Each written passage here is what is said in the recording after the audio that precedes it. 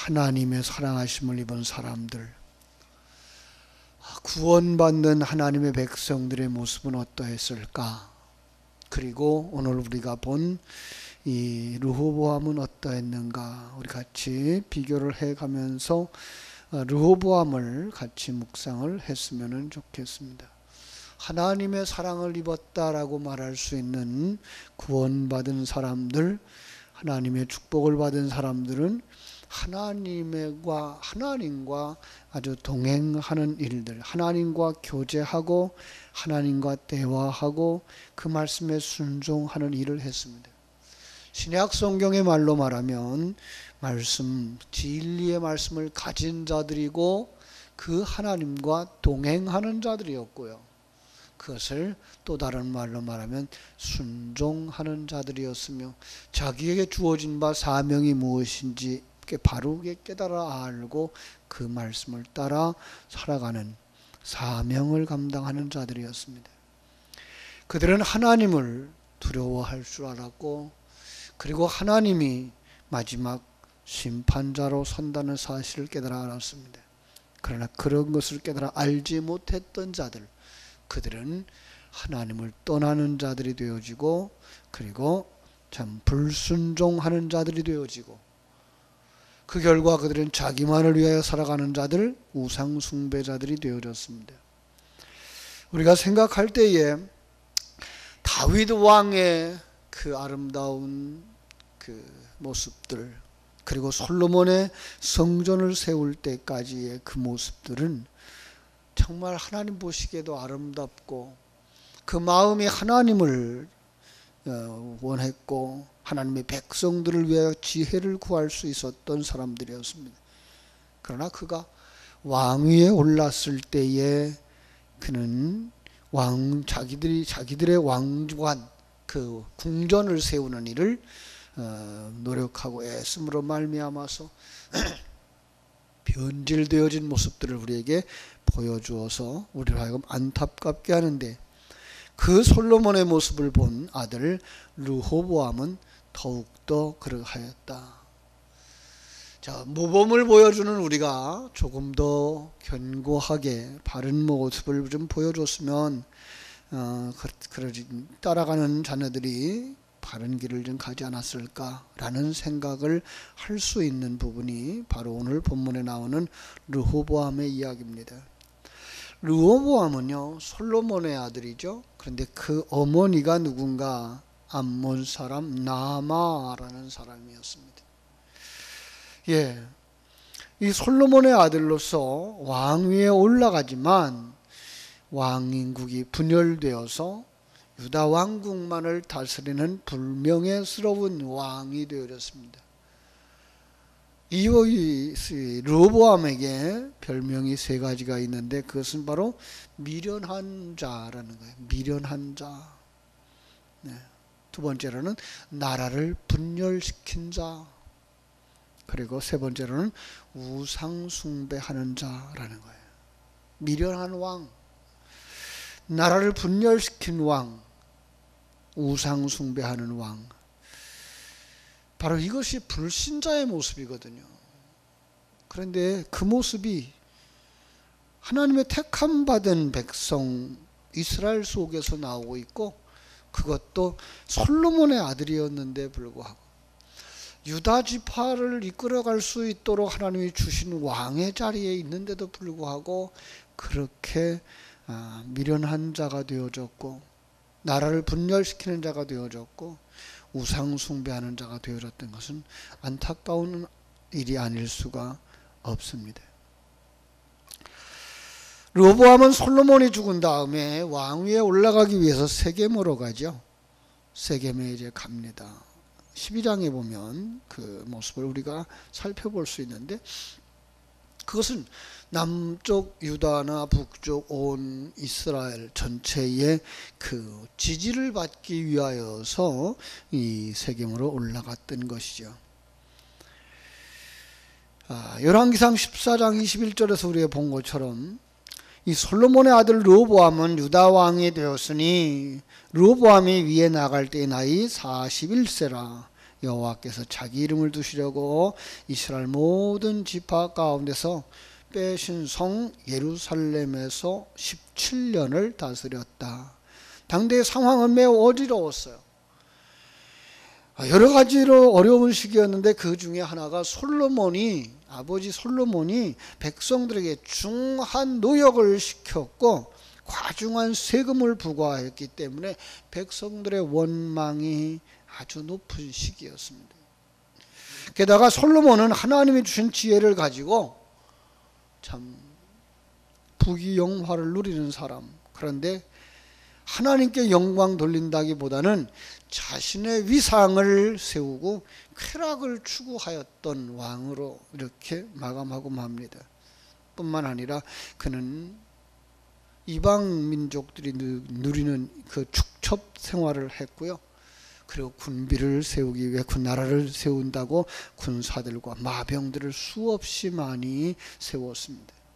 마지막에는 이방인의 신당도 짓고 하나님께 배은망덕한 그런 모습으로 생을 마감하게 됩니다. 르호보암은 어쩌면 이 솔로몬 왕의 죄로 말미암아 희생되어져야 할 운명에 처해 있는지도 모릅니다. 그래서 백성들이 이 세겜에 올라왔을 때에 이제 그 여로보암을 앞세우고 와서 10지파의 백성들이 그 르호보암을 찾아와서 자신들의 어려움을 탄원을 하죠. 이렇게 얘기하죠. 우리들이 정말 강제노역으로 말미암아서 너무나 힘들다. 사실 20년 동안, 그죠? 20년 동안을 성전과 궁전 건축하는 데, 그리고 국고성을 쌓는 데에 혼신의 힘들을 다 쏟았던 무리한 부역과 세금, 그로 말미암아서 그들은 지치고 또 지쳐 있었던 모습을 보게 됩니다. 열왕기상 12장 4절 말씀이나 역대하 10장 4절에 이런 말씀이 있습니다. 왕의 부친이 우리의 멍에를 무겁게 하였으나 왕은 이제 왕의 부친이 우리에게 시킨 고역과 매운 무거운 멍에를 가볍게 하소서. 그리하시면 우리가 왕을 섬기겠나이다. 자, 그리고 이제 날짜를 4일 동안 여유를 달라. 르호보암이 그래요. 그리고선 이제 어른들의 자문을 구하죠. 노인들의 자문을 먼저 듣습니다. 노인들, 지혜사의 사람들이죠. 여기에 나오는 노인들은 어떤 면에서 그냥 나이 많은 사람들이라기보다는 국가의 중대사에 영향을 미쳤던 장로들, 그죠? 이들에게 무엇보다도 오랜 경험에서 나오는 지혜로움이 있고요. 그래서 그들의 지혜를 따랐으면 하는 생각이 있었던 겁니다. 여호와의 신앙에 입각한 이스라엘 전통적이고 이상적인 군주관을 그들은 가졌을 것이고요. 백성들의 탄원이 어떤 것인지 그들은 알았습니다. 그래서 그들은 백성들의 탄원이 옳다고 인정함과 동시에 그들의 짐을 가볍게 해야 된다라고 의견을 냈습니다. 그런데 그 의견을 받아들이지 않고 소년들과 의논을 합니다. 여기 소년들이라고 하는 건 노인들과 전혀 다른 사람들, 경험이 충분하지 아니한 사람들. 요즘 얘기로 하면 뭐 금수저 그러죠. 고난을 모르고 고통을 모르고, 그저 엄마 아빠 치마 속에서 놀던 아이들. 전혀 가난이 뭔지 모르고 고난이 뭔지 모르고 고통이 뭔지 모르고 살아왔던 그 아이들이죠. 그래서 그들의 의견이 뭐예요? 백성에게 더욱 가중시켜라. 여러분, 그런데 이 솔로몬이 미련해서 이 소년들의 이야기를 따릅니다. 3일 만에 다시 르호보암 왕에게 온 여로보암과 그 이스라엘 대표자들에게 내 부친은 너희의 멍에를 무겁게 하였는데 나는 더 할 것이다. 내 부친은 채찍으로 너희를 다 징치하였다면 나는 전갈로 하리라.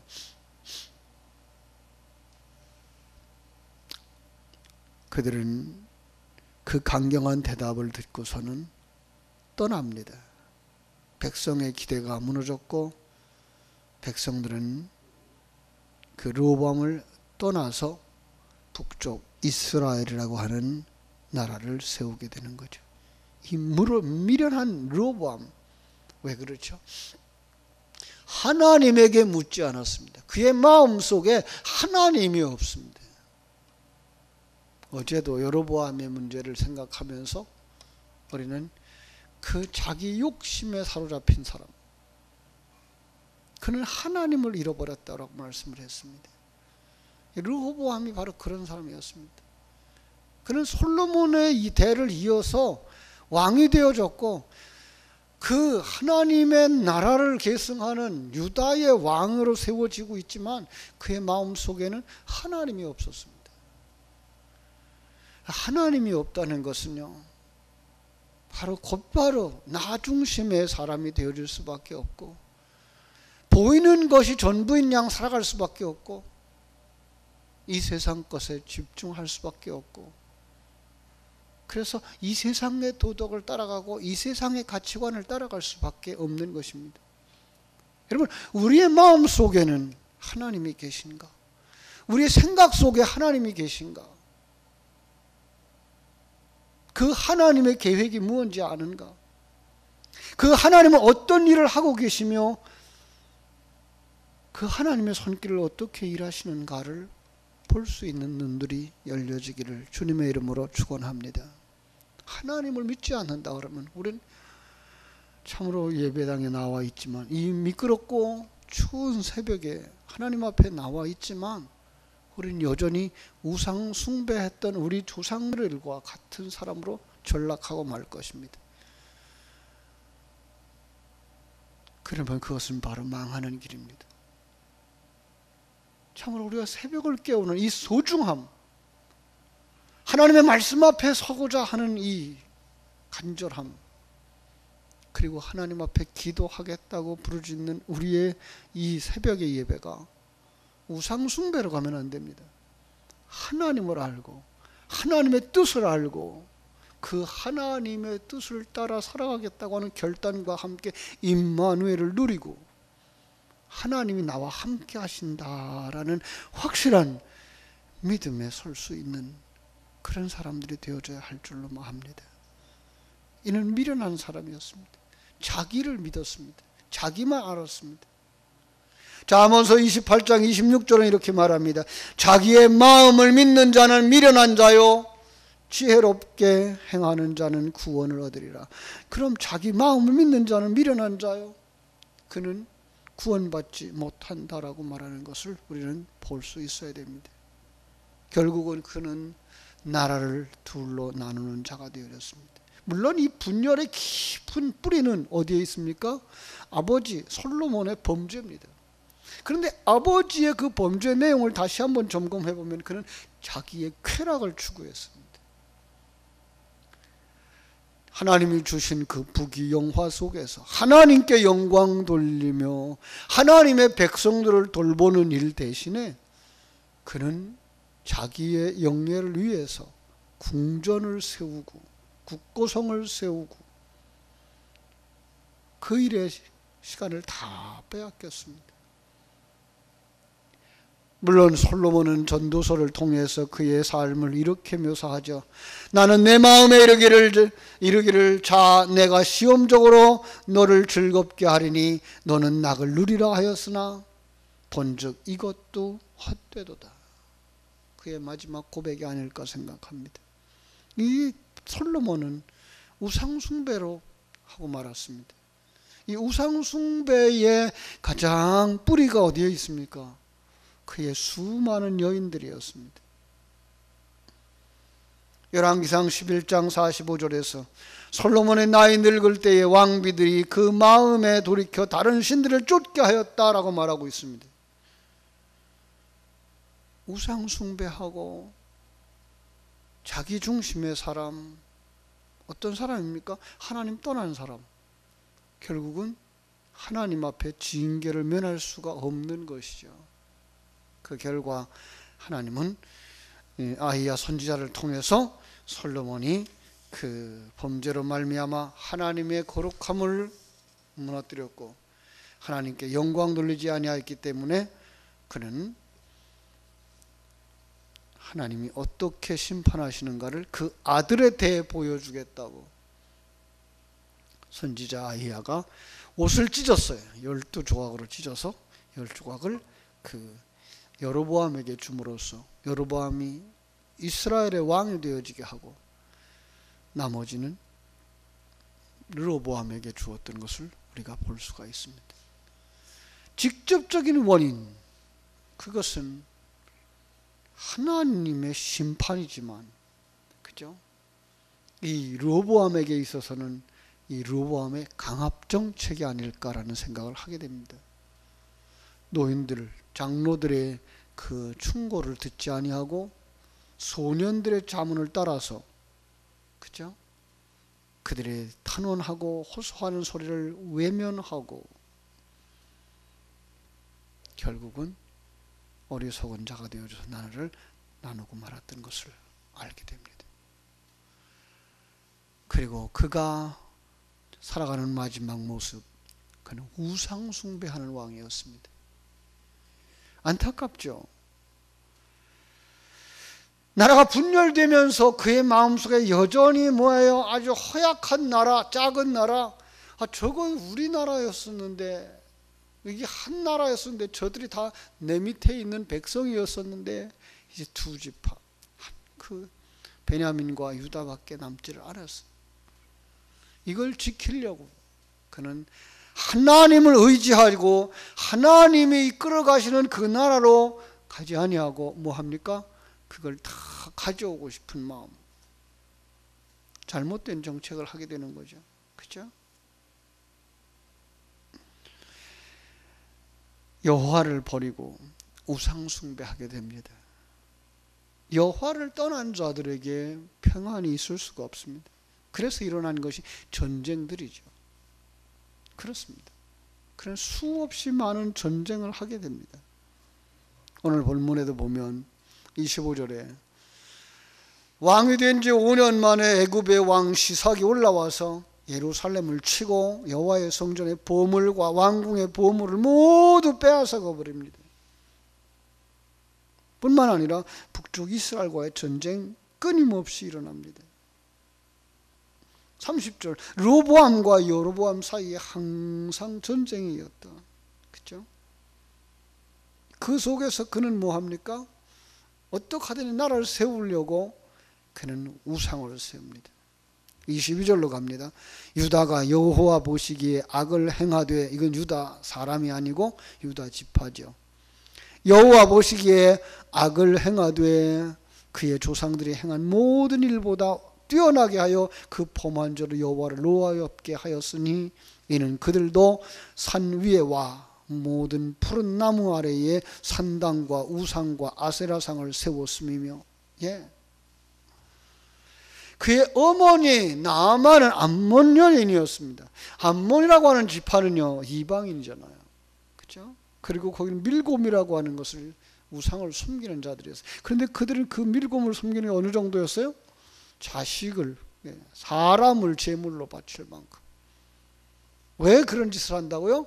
내가 잘 되고 싶어서.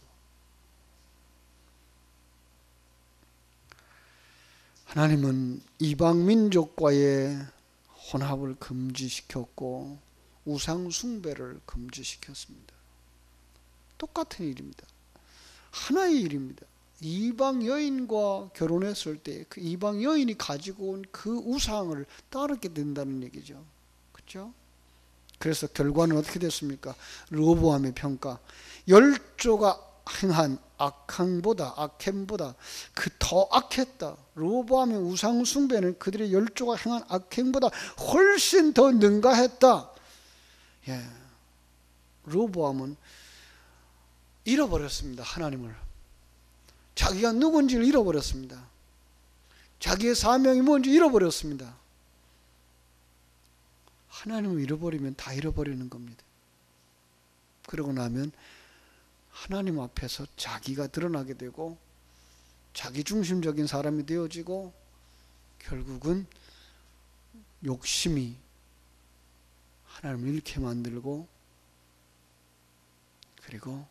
그리고 편하게 만들고 편의주의로 가고, 그죠? 그리고 우상 숭배로 가는 여로보암의 모습을 그대로 쫓아가는 모습을 우리는 보게 됩니다. 사랑하는 여러분, 오늘 우리는 이렇게 어리석은 자가 되어서는 안 될 것입니다. 다시 한번 이 모습을 거울로 삼아서 나는 정말로 하나님을 아는가, 그 하나님과 동행하는가, 그 하나님의 계획이 무엇인지 알며 그 하나님이 어떻게 일하시고 계심을 아는가. 이 땅은 잠깐입니다. 르호보암도 죽습니다. 솔로몬이 죽은 것처럼 르호보암도 죽습니다. 우리도 죽을 겁니다. 짧은 기간 동안 우리는 어떻게 신앙생활을 바르게 함으로 말미암아 하나님을 기쁘시게 할 것인가, 그리고 완성되어져서 천국에 갈 것인가, 거기에 관심을 집중하고 하나님과 함께하는 삶 속에서 평강을 누리고 항상 기뻐하는 삶, 범사에 감사하는 삶, 끊임없이 기도하는 삶을 살아 하나님을 영화롭게 하는 여러분 되시기를 주님의 이름으로 축복합니다. 기도하겠습니다. 하나님 우리 아버지,